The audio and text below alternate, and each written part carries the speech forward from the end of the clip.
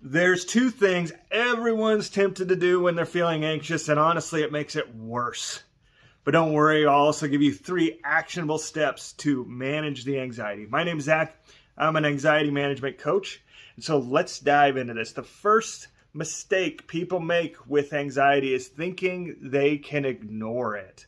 And so it starts out like this. You're worried about how you just were in a conversation. And so you're thinking about it. That, oh man, did they like me? Did I say too much? Did I say too little? Man, what is wrong with me? And so, man, I'm just not going to think about it. Like, we can just throw it out.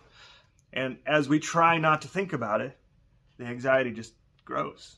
And it all of a sudden is huge, and it was small. And that's what happens when we start trying to ignore it and we shove it down. And all of a sudden, we may not even think that we're anxious anymore, but in conversation and other things, we become reactive, which is a sign of anxiety. And so the insidious thing about anxiety is it blinds you to yourself. So as you try to ignore it, you may think you're becoming successful, but all of a sudden you're angry all the time. And if you're out and about with people, you can see there's probably a lot of anxiety because there's a lot of anger going on right there. So ignoring it does not help, and shrink it, it makes it bigger.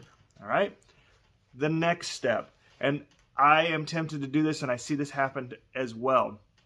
So what anxiety does, right, is it catastrophizes the problem. So let's just say, again, third space anxiety. I am worried about what someone else thinks. That's third space anxiety. Let's just say that I am. And it's a common thing I struggle with, honestly. I leave a conversation and wonder how they perceived me. And so the other one we could do is, man, did I say too much? Yeah, I said too much. Oh my goodness, I am a failure. Golly, why do I always do that? Man, I am so socially awkward. And what we do, that's the second error, is we agree with the anxiety. See, anxiety always makes things worse than they actually are. It never plays fair. And so it grows. And for me, if we agree with the anxiety, it will lead to a more anxious self and more depression.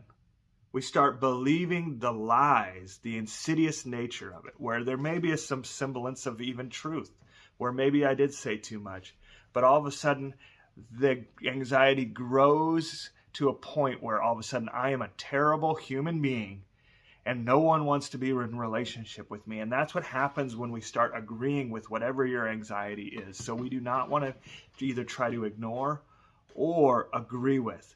There's a better way, and it's a simple 3-step process.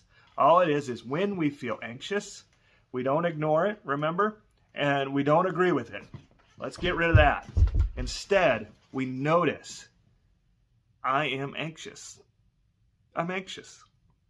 No strings attached, no judgment about it, just you're anxious. You got this growing anxiety. And name as concretely as possible, what is it that you're anxious about?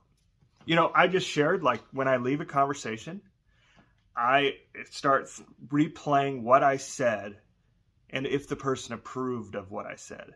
So what I am doing, so now the next step, naming. I am worried that they approve of me. Why would it matter if they approve of me? And those are the questions. The noticing and naming reduces the anxiety so it's even smaller and we can rise above it.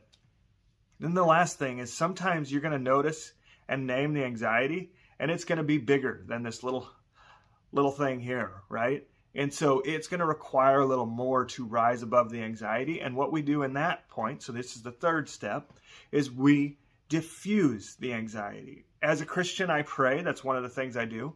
I also will do other things. Going for a walk with my wife helps me to regain control.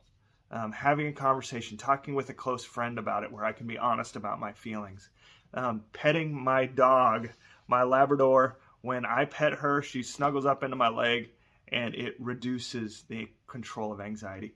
There's more tips on that part, the diffusing. I'll put that in the description below, but it's don't try to ignore, don't agree with. Instead of notice and name, curious, be curious about it, and then diffuse. So those are the 3 steps. Hey, I hope you got value out of this video. If you did, I'd love for you to subscribe and join our community. It's a growing community where we calm the mind, connect with others, connect with ourselves, and connect with God.